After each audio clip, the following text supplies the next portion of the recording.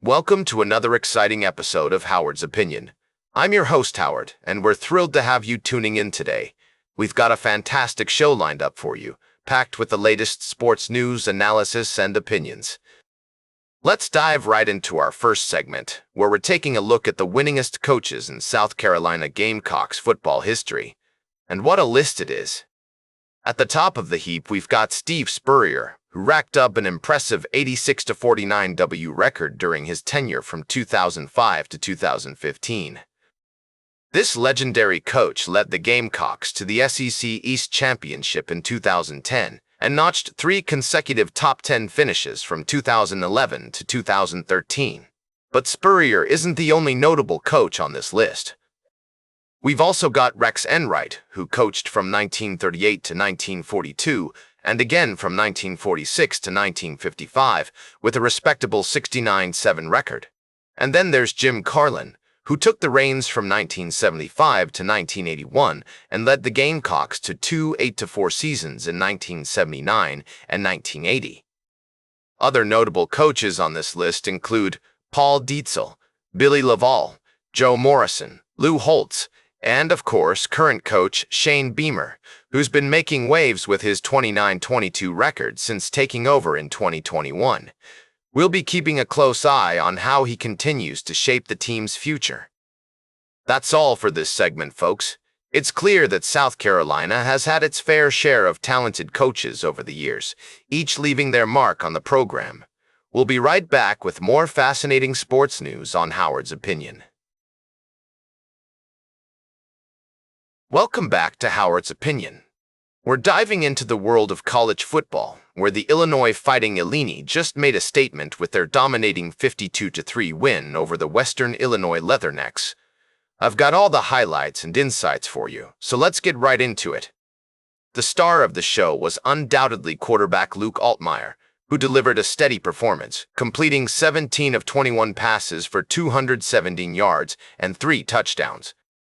He connected with 3 different receivers for scores, including transfer Justin Bowitt twice, while helping guide an offense that totaled more than 450 yards without a turnover. But what really caught my attention was the emergence of 2 potential suitors for the Illini's go-to weapons, Hank Beatty and Justin Bowick.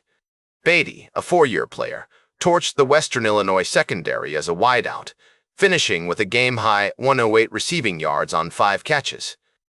He also remained a game wrecker as a returner, taking a punt back 69 yards for a touchdown, the Illini's first punt return touchdown since 2013.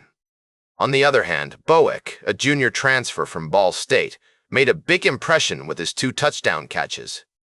Standing at 6'4" and weighing in at 210 pounds, he's a big-bodied receiver who has the body control and hands to cement himself as a consistent red zone threat for the Illini this season. Head coach Brett Bielema was impressed with Bowick's performance, saying he's a big target, plays with a lot of speed, lot of agility, and put himself in a good position there to build confidence with the team. And quarterback Luke Altmyer was thrilled with the way his receivers performed, stating that we're still figuring it out as we're going, but a lot of encouragement and a lot of excitement moving forward with those guys. It's clear that the Illini have some exciting young talent on their hands, and I'm eager to see how they develop throughout the season. The team's next game will be a big test, but for now, they can bask in the glory of this impressive win. Stay tuned for our final story of the day, right here on Howard's Opinion. Speaking in his signature style, welcome back to Howard's Opinion, folks. We're wrapping up another exciting episode, and I'm glad you've joined me for the ride. Today, we've delved into a myriad of fascinating topics, from the world of sports to the intricacies of social issues.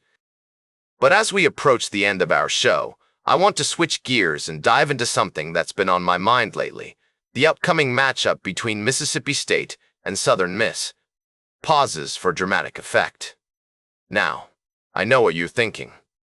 Howard, why are you talking about college football? Well, let me tell you, folks. This game is more than just a contest between 2 teams.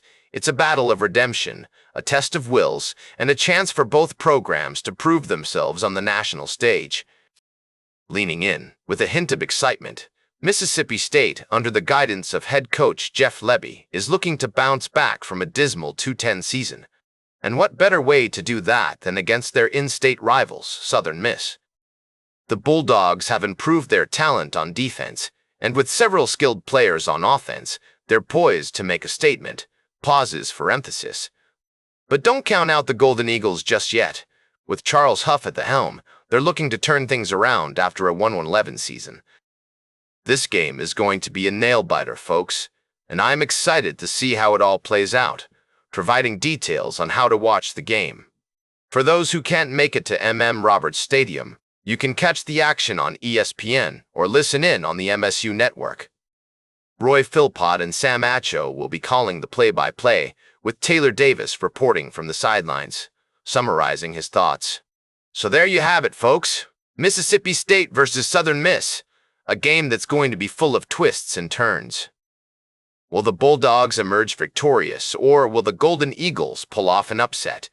One thing's for sure, this is going to be a game to remember.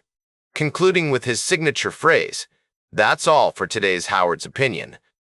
Remember to like, share, and subscribe. And until next time, these are some of my humble thoughts.